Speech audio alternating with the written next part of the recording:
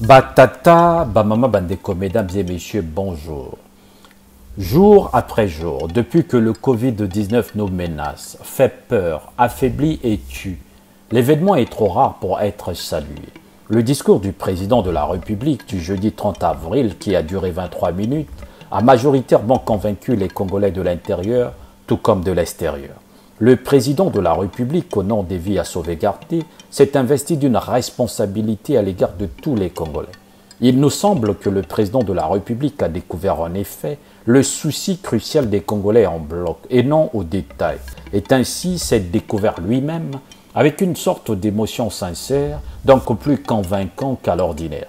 Si nous analysons bien la stratégie sanitaire et politique du président de la République, il se force à la fois d'indiquer l'essentiel, c'est-à-dire la prolongation du confinement à domicile de l'ensemble de la population pour 15 jours, la mise en œuvre à grande échelle du test de dépistage au coronavirus, du renforcement des moyens de la riposte clinique et biologique, du port obligatoire du masque pour toutes personnes présentes dans les espaces publics fermés ou ouverts, sans oublier le respect des gestes barrières, et de ne pas s'interdire à des variations en s'adaptant à l'évolution du Covid-19.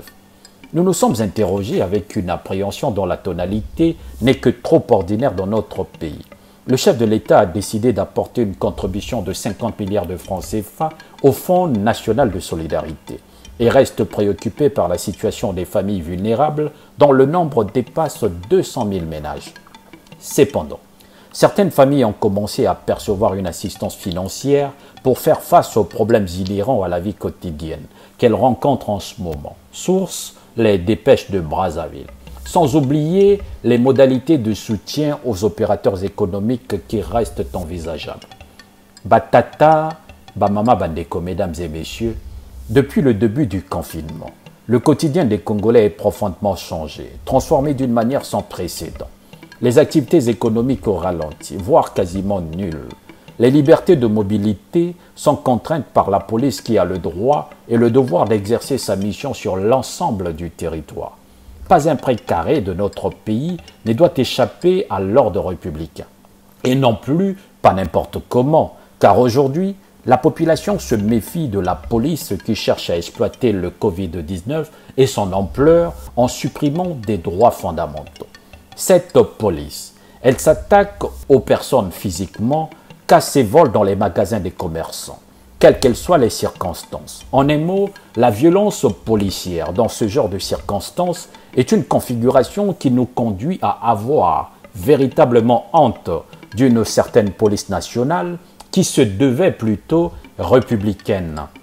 Il y a donc des policiers délinquants ou ripoux sans étiquette et dignité. Cependant, lors de son discours du 30 avril, le président de la République se contentait de donner le là. Et c'est au Premier ministre et à son gouvernement de mettre en musique ce qui a été dégagé du discours du président de la République. Le climat politique d'aujourd'hui étant insupportable, il ne s'agit pas d'aspirer à une union nationale fracassante, mais de prendre acte que face à cet ennemi invisible, il devait y avoir entre citoyens une solidarité républicaine afin de forger une forte adhésion au dispositif gouvernemental de lutte contre le Covid-19. En revanche, ce n'est plus le moment de critiquer pour critiquer, car la critique est aisée, mais la réponse économique, sociale et sanitaire difficile.